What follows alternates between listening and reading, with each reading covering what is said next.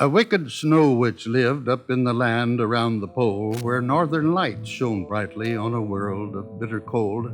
Perhaps the cold, cold weather was what made the witch so mean, for she was the meanest wicked witch the world has ever seen. Her home was in a darkened cave, and warmth there wasn't much. And there she lived alone among the bats and rats and such. She'd scream and stomp the floor and fly into a rage because she could look down in the valley at the home of Santa Claus, where the animals and elves and all the reindeer danced with glee, and she'd watch and she could tell that they were happy as could be, for they'd sing and dance the whole year round as they worked to make the toys that old Santa would be taking soon to all the girls and boys. The snails and tails and spider legs that went into her potions would not succeed in helping carry out her evil notions. She'd cast her spells and try to mess up Christmas for the kids, but her evil wouldn't work against the good that Santa did. But now, with Christmas drawing near, she had to find a plan that would stop St. Nick from spreading all the toys across the land. As she twitched her whiskers on her chin, her eyes began to twinkle. Hee hee, she crackled out, I know a way to stop Kris Kringle. So she began to scurry round to find the things she'd need to help her carry out her evil plans and wicked deeds. The fire beneath her cauldron set the darkened cave aglow as she planned some wicked witchcraft for old Santa down below. And meanwhile in the valley, poor old Santa was so busy getting things in shape for Christmas Eve, to watch him made you dizzy. The elves and all the animals, so full of Christmas joy, instead of working, tried to hide and play with all the toys. So Mrs. Claus was keeping busy trying to remind all of them to do their job so Santa wouldn't get behind. For each and every Christmas, Santa's job became more haunted by all the complicated toys the children nowadays wanted. Snowmobiles for Eskimos had now replaced the sleds, and dolls that cried and walked and talked and even wet their beds, and motorbikes for 10-year-olds. Poor Santa couldn't figure out an answer to his problem as that pile of toys grew bigger. For his factory these past few years in size had nearly doubled, and if things kept going the way they were, he knew there'd soon be trouble. But he'd find a way, for Santa knew that nothing could replace the look of joy on Christmas morn on every kiddie's face. And lo, his list was filled, and he was so surprised to find the job completed nearly 3 whole days ahead of time. He told his helpers, "This great job you've done, I can't believe. You've earned a rest. Go home and have a merry Christmas Eve." What Santa didn't realize as all his help departed was the most bewitching Christmas e'er in history had started, for the wicked witch had worked for days and nights to plan the doom of St. Nick, whom she would hijack on a rocket to the moon. She had gathered all the bits and pieces that she thought that she would need to build the rocket ship to carry out this evil deed. As the sun was setting Christmas Eve, a full moon rose so bright, casting eerie shadows of the Snow Witch dancing in the night. Round and round the fire she danced as she prepared to cast the evil spell she hoped would make this Christmas Eve the last. Gobbledygook and muckety-muck and snickledy-flitch, she cried, and a gleaming silver rocket ship stood pointed at the sky. Now, to get old Santa in that rocket ship would certainly be a chore, but she didn't fear because her bag of tricks held plenty more. She knew that Santa soon would be hitching up his reindeer's 9 to start his long, long journey round the world most any time. She had to rush, so to a raven's leg she tied a note to send to Santa, and upon it here is what she wrote. "Before you start your journey, one small favor, if you will, please bring your sleigh and reindeer to the top of yonder hill. There's someone there whose Christmas Eve will be so very blue if they don't get at least one great big ho-ho-ho from you. So Santa's jolly self, not realizing the connection, started out with Rudolph and the other 8 in that direction.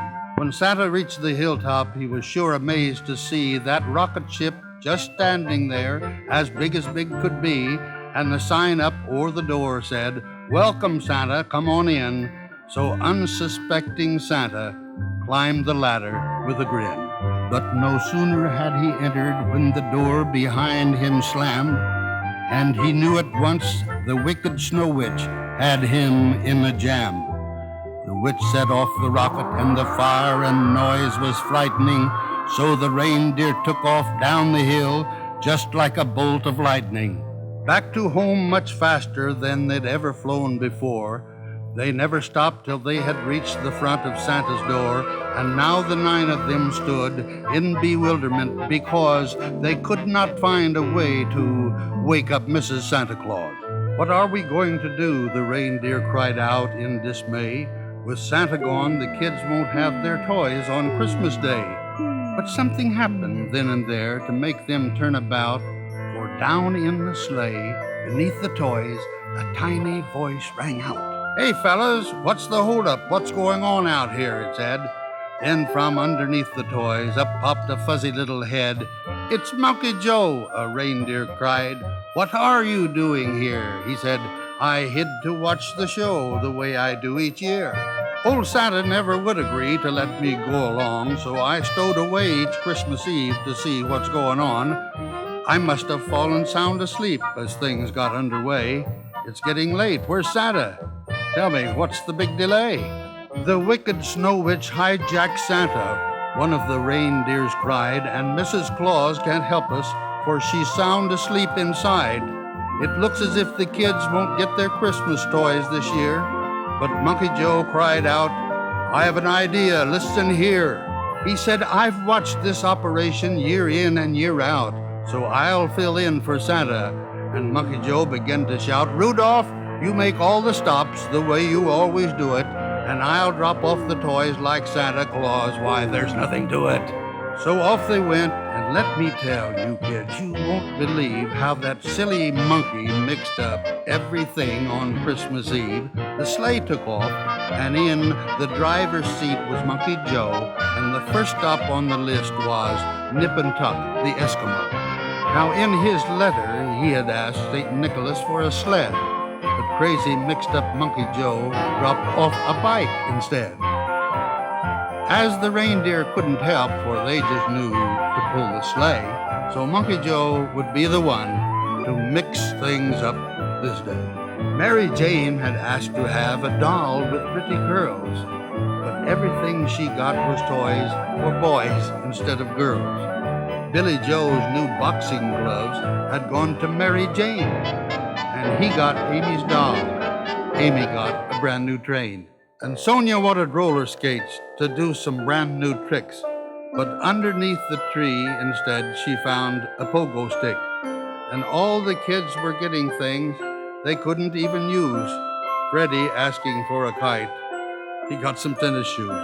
Now mixed up Monkey Joe thought everything was going fine. He said, "I'm doing just like Santa's done so many times."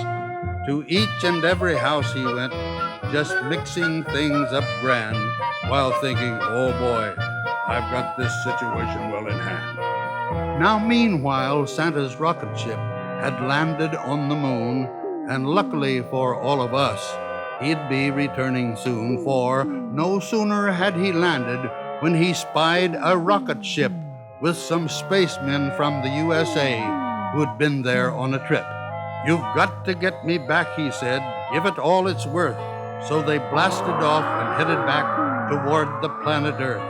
As they neared the Earth, St. Nicholas was sure surprised to spy his sleigh and all his reindeer sailing out across the sky, and at the reins was Monkey Joe, just having so much fun and taking pride in what he felt to be a job well done.